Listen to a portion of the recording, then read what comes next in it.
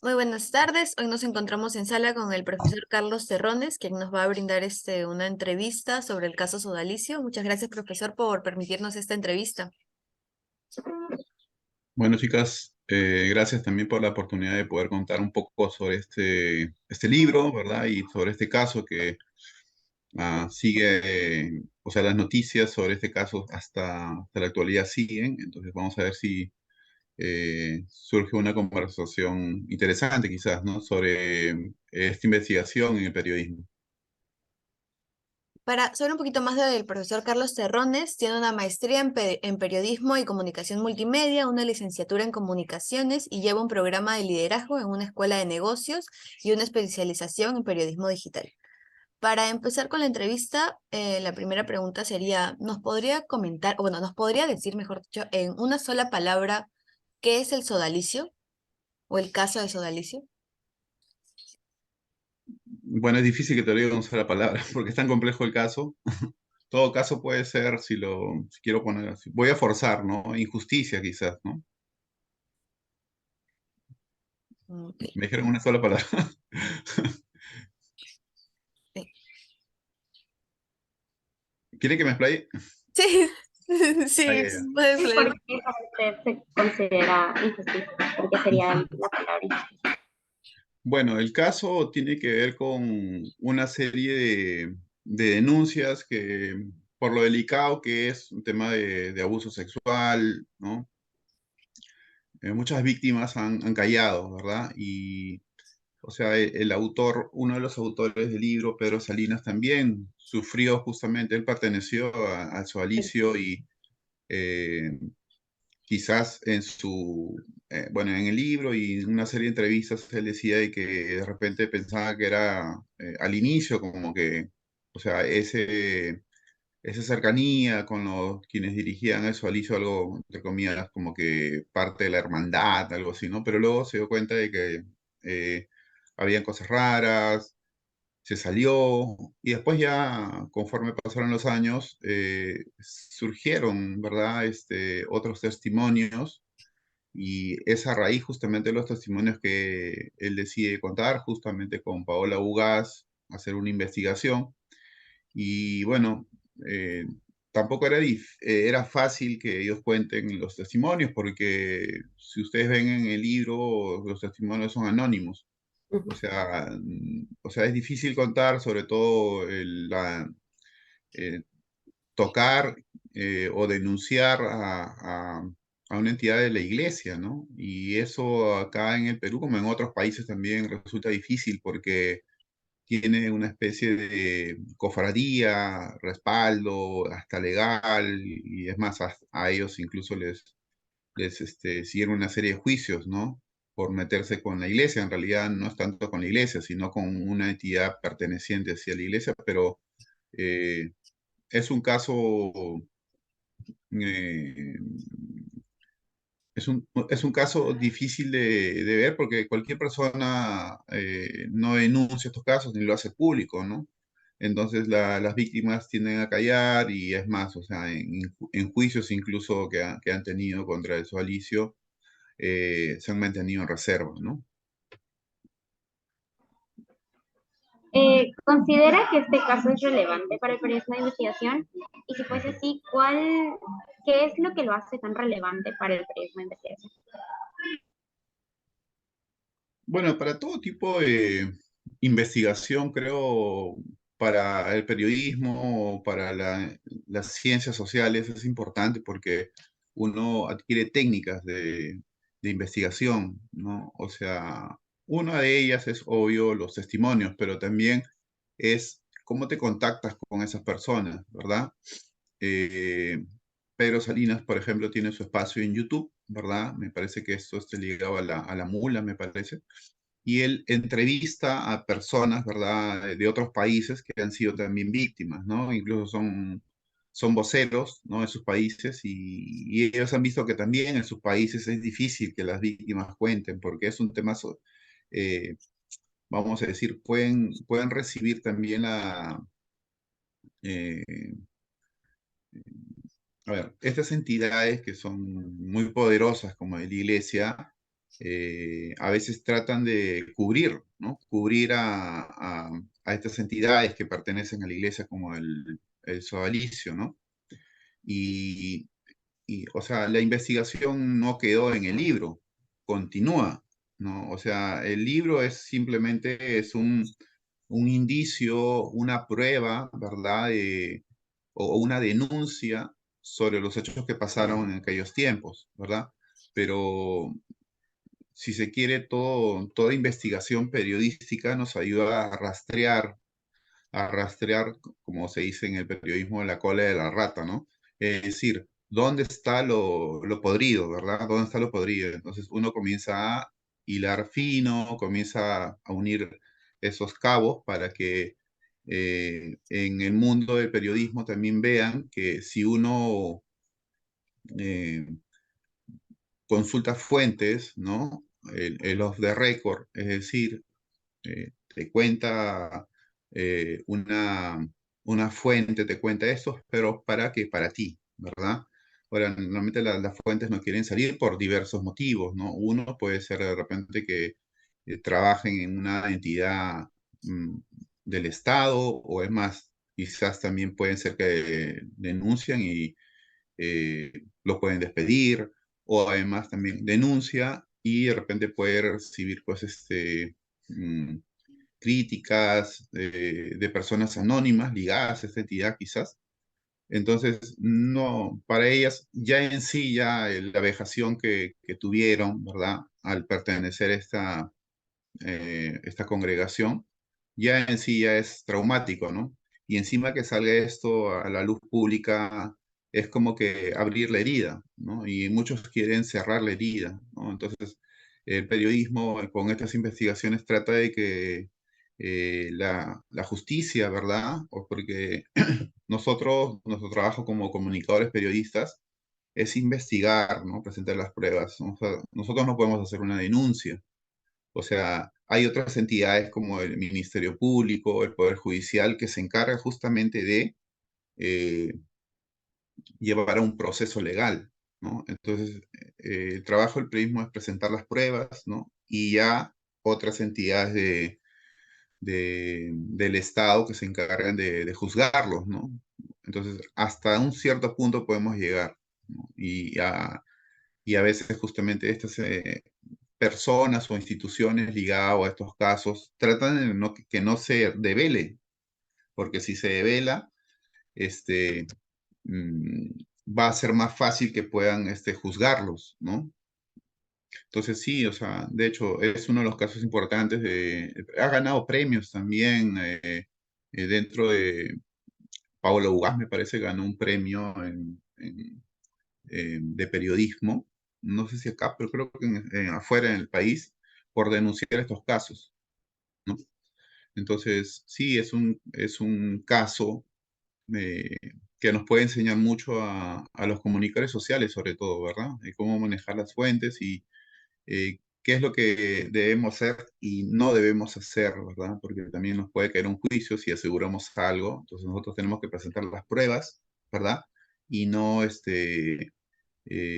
si no tenemos pues algunos datos, ¿no? O sea, a veces sería importante que las personas denuncien con su nombre y todo, ¿no? Entonces ya no solamente eres el periodista que denuncia, sino también hay las víctimas, ¿no? Claro, profesor. Bueno, ¿y cuál es la primera clave para realizar la investigación periodística? A ver, primero indagar los hechos, ¿verdad? El hecho de que eh, Pedro Salinas haya sido una de las víctimas ayuda porque ha sido, a ver, es una de las personas que ha sido afectada, ¿verdad? Hay veces que en el periodismo no necesariamente el periodista tiene que ver con el hecho, ¿no? Entonces, el hecho es mantener los datos. Si son documentos, los documentos son los que tenemos que agenciarnos, ¿no? A veces si es del Estado, ¿no?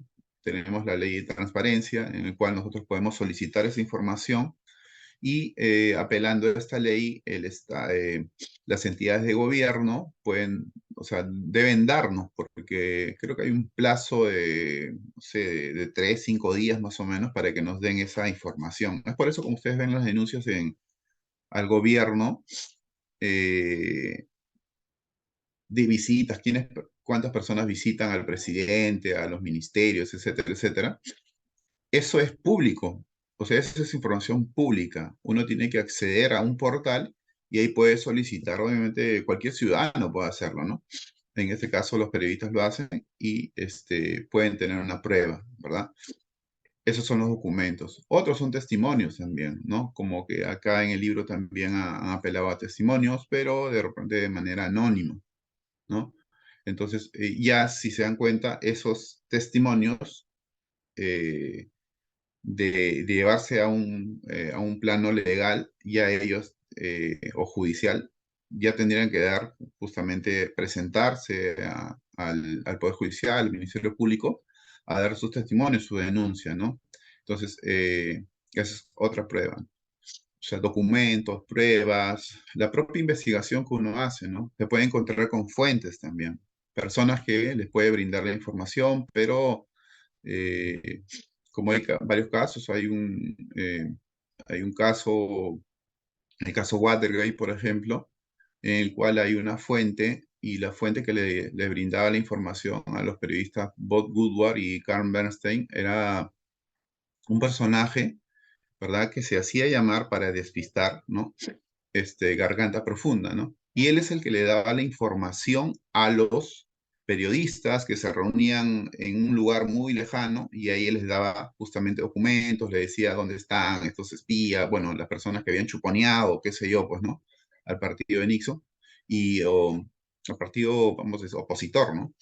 Y ya, entonces también es otra fuente, ¿no? El off the record, ¿no? Entonces, lo que sí se necesita son documentos, pruebas eh, para poder realizar una investigación, ¿no? Porque a veces puede quedar en rumores, ¿no? Y si quedan rumores, pues el rumor nunca va a ser noticia, ¿no? Tiene que tener documentación.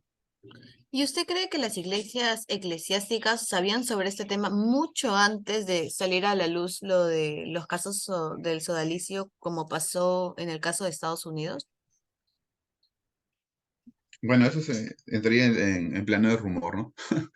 En realidad se puede decir muchas cosas de las instituciones como la iglesia, pero si es que ya hay un tema de denuncia, hay un documento, una investigación, creo que ya se puede, em, vamos a decir, se puede decir que sí, oye, hay las pruebas necesarias como para empezar a dudar, ¿no?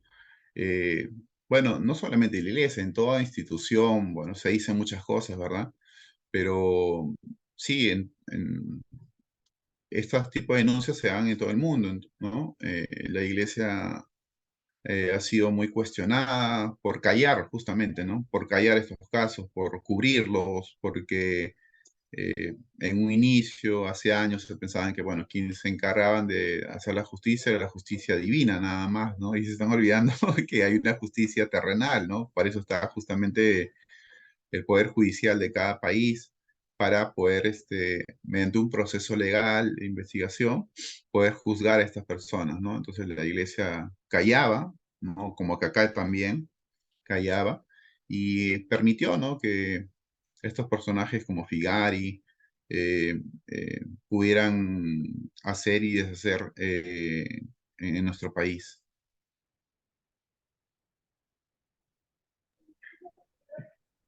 Bueno, perdón, ¿qué es lo que hace impactante, según su perspectiva, el caso Sodalicio? Se sabe que tiene un impacto en el periodismo, pero de su propia perspectiva, ¿qué es lo que hace más interesante este caso o más impactante? Los testimonios, ¿no? Los testimonios, porque hacían ver de cómo actuaban estas personas, ¿no? Actúan eh, a veces con el ánimo de la hermandad, ¿no? Y un abrazo pasaban otras cosas y trataban de, eh, vamos a decir, psicológicamente hacerle sentir que eso es normal y y que eso de repente o sea, si es que no hacían eso, estarían en pecado, o que es normal dentro. Entonces comenzaban a afectarlo psicológicamente, ¿no? Que es lo más cruel, ¿no? Porque no solamente es lo físico, ¿no? Sino también lo psicológico, cuando uno, y eso queda por años, ¿no? Entonces, eran personas que de repente sabían lo que estaban haciendo, ¿no? Y de repente encubrían con el tema de la iglesia, ¿no? Quizás por eso los han juzgado más, ¿no? Porque se supone que eran jovencitos, ¿no? Y ellos como que estaban con toda la esperanza, pues, ¿no? Primigenia de conocer, pues, de Dios, ¿no? Eran colegios religiosos, en algunos colegios eran de, vamos a decir, eh, colegios, vamos a decir que tenían cierta religión o relación, vamos a decir, católica, ¿no? Eran, vamos a decir, buenos colegios, ¿no? Y se supone que ellos estaban pasando a un, vamos a decir, como el caso de Pedro Salinas, ¿no? Creo que estaban entre la adolescencia, por ahí. Entonces es cuando él entró, no me acuerdo si era en cuarto grado de secundaria, por ahí, a este tipo de organización, ¿no? Eh, y cada testimonio es distinto, ¿no? Cada testimonio o cada tipo de denuncia es distinta, ¿no? Entonces, y ahí ya vemos que y eran algunos personajes, algunos más que otros, ¿verdad? Pero no diría interesante, sino de repente lo, no sé qué adjetivo ponerle, ¿no? Porque o sea, ellos lo hacen con mucho temor también, ¿no? De su propia familia, ¿no? Imagínense a alguien que ha sido tocado, ¿no? Y que se entere de su propia familia. Hay una especie también de estigma, ¿no? Que quienes denuncian, este, es como, ¿cómo le afectaría también su vida personal, su vida social, ¿verdad? Eh, entonces, es algo de repente que quienes han hecho esto sabían bien, ¿no? Ahora, no es lo mismo, quizás, eso lo decía Pedro Salinas en una entrevista en su canal de YouTube, que, por ejemplo, eh, en las denuncias que puedan hacer cualquier persona, ¿verdad? A, Jovencitos de repente de cierta posición socioeconómica, ¿verdad? Por la afectación que puede hacer su círculo social, ¿no? Entonces, creo que tienden a callar más, creo que los de la posición socioeconómica alta, que la de menos eh, carencias sociales, ¿no? Entonces, o sea, eso era un impedimento aún mayor para poder denunciar estos casos, ¿no? Entonces, sí, yo pienso que eso, ¿no? O sea, los casos, las personas que incluso, aunque sean anónimos, se te dieron a contar, ¿no? Y eso es un relato cruel, ¿no? Que creo que está en el último capítulo, me parece, que hay una serie de testimonios en el libro. Ujú. Bien, profesor, ¿y hubiera hecho algo distinto en esta investigación?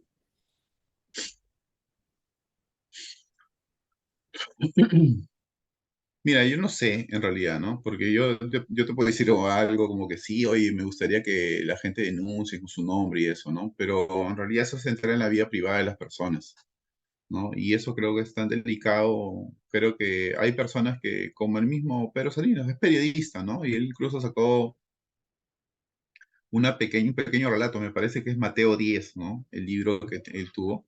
Entonces él ya como que se atrevió a hacer eso primero, ¿no? O sea, es un libro, es unos relatos, es como que el inicio, ¿no? De esto. Y luego ya, que se hayan sumado otras personas, como que me imagino para él ha sido eh, reforzar su denuncia, quizás, ¿no? Eh, ¿Qué hubiera hecho yo? Quizás yo hubiera seguido la misma ruta, ¿no? Porque ya hallar las personas y que cuenten es un gran avance, ¿no? Cuando las personas, sobre todo, tratan de callar estos casos por un tema de estigma, ¿no? Por un tema social. eh, eso. O sea, quizás también me hubiera visto como ahora también sigo el caso y veo que él también está en contacto con víctimas o voceros de diversos países Ujú. que les cuentan de qué manera en su país actuaban, ¿no? De qué manera. Entonces, quizás con esas pistas también de repente eh, se hubiera de repente dado un ojo, se hubieran abierto más fuentes, ¿verdad? Sí, o sea, tampoco yo creo que son dos buenos periodistas, tanto Paola Ugaz como Pedro Salinas. Yo creo que han hecho lo que ha estado en sus manos en ese momento hacer, ¿no?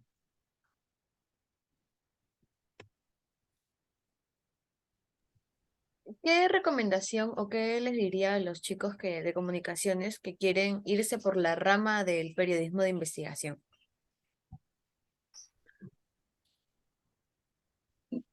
Yo pienso que primero que uno tiene que conocer historias. El periodismo de investigación, vamos a decir, yo pienso aquellos que quisieran irse a la rama de periodismo, ¿verdad? Porque, por ejemplo, Gabriel García Márquez decía de que eh, el periodismo de investigación es inherente al periodismo en sí. Es decir, toda persona que se dedica al periodismo, por ende, tiene que hacer investigación, ¿no?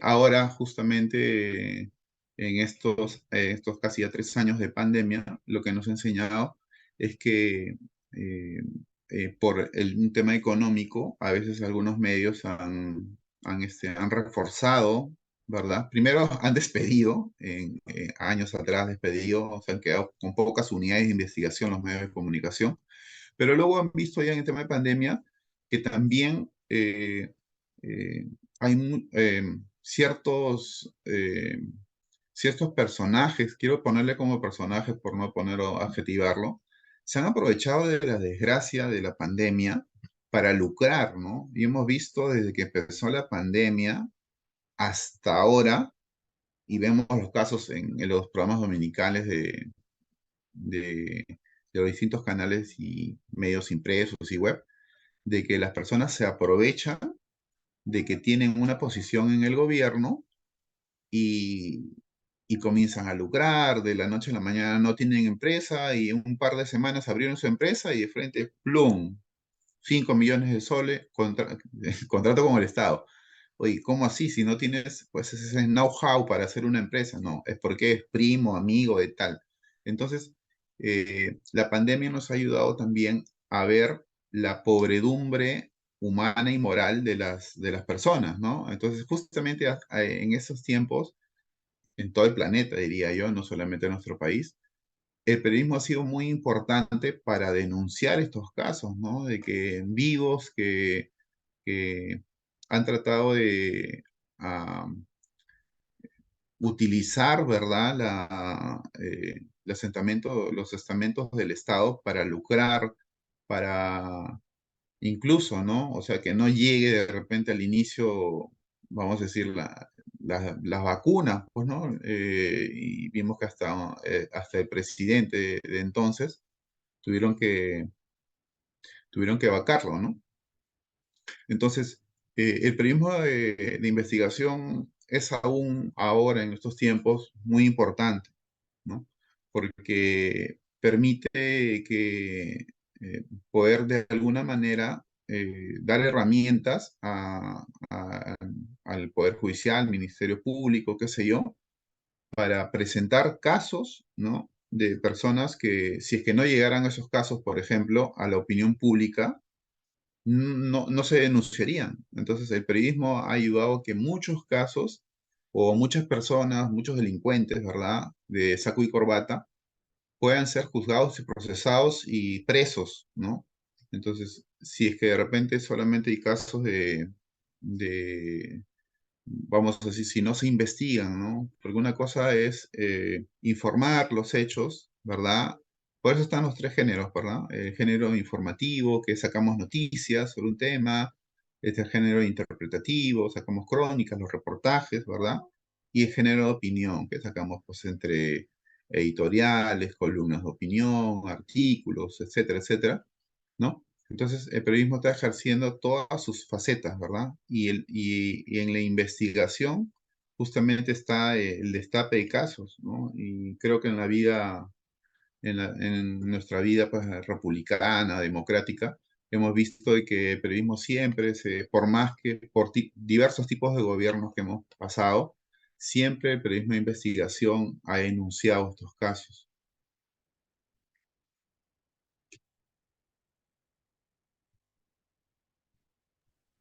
Bueno, profesor, como última pregunta, así, algo cortito ya, porque falta poco para el Zoom que acabe. ¿Por qué cree que la iglesia encubre a los pederastas, ¿no? Bueno, a estos casos que suceden.